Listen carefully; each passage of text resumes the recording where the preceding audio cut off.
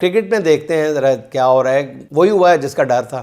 Cricketer نسیم شاہ کو P S L سے نکال دیا گیا. بظاہر انہیں انجری کی وجہ سے غیر معینہ مدت کے لیے ٹیم سے باہر کیا گیا ہے. اصل میں نسیم شاہ زخمی نہیں ہوئے، انہیں کچھ الفاظ نے، کسی کی انا کو ان کے الفاظ نے زخمی کر دیا تھا.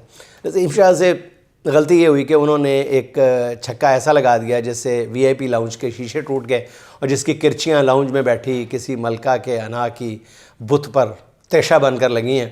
ملک کے زیادہ تر لوگ نسیم شاہ کے ساتھ اظہار ہمدردی کر رہے ہیں، مگر نون لیگ کے حامی نسیم شاہ کے لیے مغلظات لکھ رہے ہیں. نسیم شاہ اس صورتحال سے دل برداشتہ تو بہت ہوں گے، مگر ان سے کہنے والے اتنا ہی کہہ رہے ہیں کہ دل چھوٹا نہ کریں. اللہ نے قسمت میں لکھا ہوگا تو پھر کھیلنے کا موقع ضرور ملے گا.